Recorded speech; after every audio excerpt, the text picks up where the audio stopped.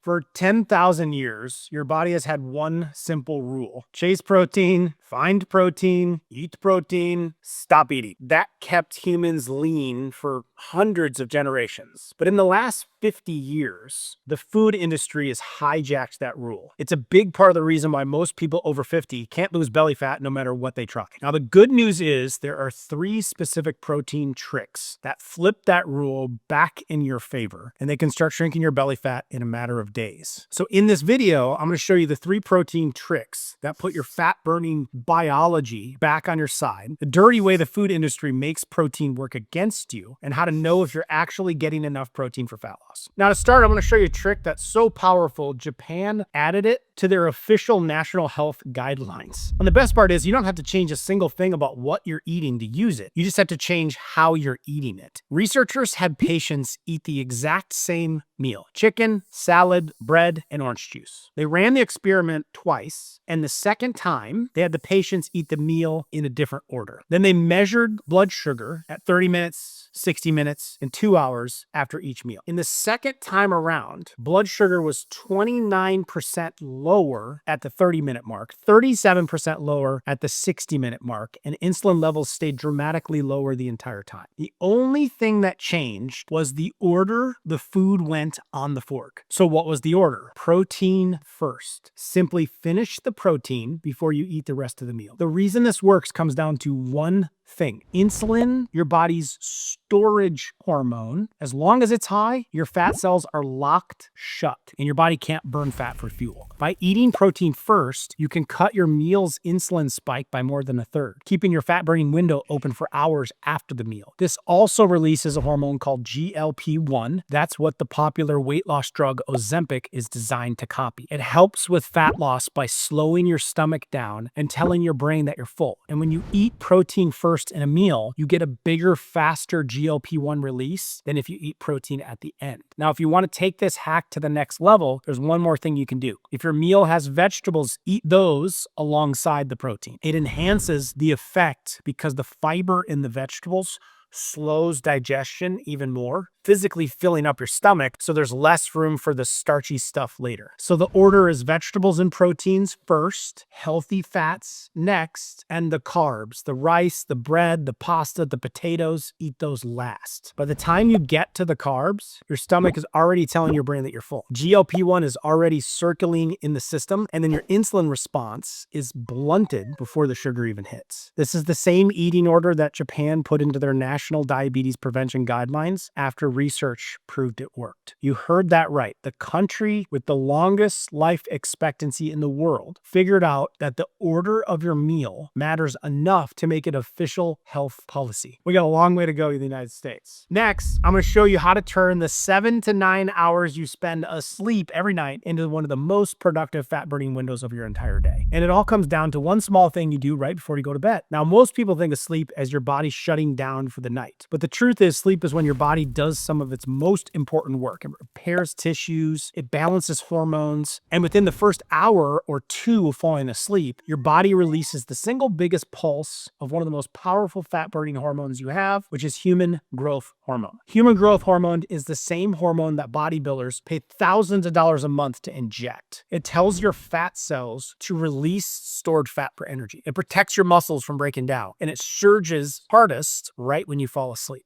But there's a catch. In order for that growth hormone surge to actually burn fat instead of muscle, your body needs amino acids, the building blocks of protein, circulating in your blood while you sleep. If there aren't enough amino acids available, your body starts breaking down your own muscles to get them. But there's a simple way to flip this around and turn that overnight window into a fat burning event instead of muscle losing one. Now, I don't like too much food before bed, and I teach on it a lot to not be snacking and overdoing it. But if we're talking about preserving muscle, building muscle, you could add in a small serving of a specific type of protein called casein in between that dinner and before bed. Now, casein is a slow digesting protein that's found naturally in dairy. Now, unlike whey protein, which digests in 30 to 45 minutes, spikes your blood sugar levels a little bit more, casein forms a gel in your stomach, and then it slowly releases amino acids over a 7 to 8 hour period, which which just so happens to be the exact length of a full night's sleep. So while you're asleep, your body has a steady stream of amino acids coming in to feed that growth hormone surge. In one study, researchers gave a group of people a 40-gram dose of casein 30 minutes before bed, and what they found was that the casein boosted overnight muscle building activity by 22%. It shifted the body from breakdown mode to repair mode for the entire night. Now, the most common question I get on this is, doesn't eating before bed make you gain weight? And for most foods, yes, which is why I tell people to stop eating 3 hours before bed when it comes to just about every other food. But casein works the opposite way. It hardly spikes insulin at all, and instead of being stored as fat, it actually feeds the overnight fat-burning machinery your body was already running. In an 8-week study, people who ate casein protein every night before bed gained 0 extra fat, even though they were technically consuming more calories than before. The calories went toward muscle building and fat burning, not as fat storage. So what should you actually eat? The best option here, before you go buy some kind of powder and mix it in water, is a cup of cottage cheese. Cottage cheese is the sleeper winner. It's about 80% casein naturally. It costs $3 to $4 at a grocery store, and 1 cup gives you about 25 grams of slow digesting protein. If you want a sweeter option, plain yogurt can work since it is also high in casein as well, but I really like the cottage cheese option to keep insulin and sugar levels as low as possible. The target is 30 to 40 grams of the protein, and you want to eat it about 30 minutes before you go to bed, so around that dessert time, snacking time. Do it consistently, and you stop wasting one of the longest, most productive fat-burning windows your body has, and you start waking up with measurable progress instead of overnight loss. Now, real quick, before I move on, I send out a free weekly email called Livingood Daily, filled with some of my best fat loss tips that you won't hear anywhere else. Thousands of people are already reading it every week. If you'd like to sign up, I'll include a link to that below in the description. Next, I'm going to show you the single most powerful protein trick for shrinking belly fat, and it's also the one almost everyone gets wrong. Every time you sit down to eat and can't seem to stop, that's because there is a specific signal firing inside your body that's driving it. Your liver is sending a chemical message straight to your brain, telling you to find more food fast. Now, you'd think that signal would fire when you're low on calories, but it doesn't. It only fires when you're low on protein. And until your body gets enough of it, the signal doesn't shut off. For 99% of human history, when your ancestors got that signal, they went and found a fish, animal, some eggs, and the craving shut off. But take a walk through a modern grocery store, look at the shelves. You see chips and crackers and cereal and bread and pasta and frozen meals, almost all of it stripped of protein. And that's by design. The big food companies figured out long time ago that if they engineered their products to have just enough protein to taste satisfying, but never enough to shut your hunger off, people would keep coming back for more. So you eat and you eat and you eat, and your body never gets what it's hunting for. On the other hand, when you give your body plenty of protein from natural sources, real meat, eggs, fish, dairy, that hunger signal shuts off the way it was designed to. And in fact, there's a study that shows you how dramatic the shift is. Researchers bumped people's protein up to 30% of their daily calories and didn't restrict a single other thing. Without trying, those people automatically started eating 441 fewer calories a day. Their body weight dropped by almost 11 pounds, and over 8 pounds of that was pure fat, all from one change, finally giving the body the protein it had been hunting for. So how much protein do you actually need? The government's recommendation is about 0.4 grams of protein per pound of body weight per day.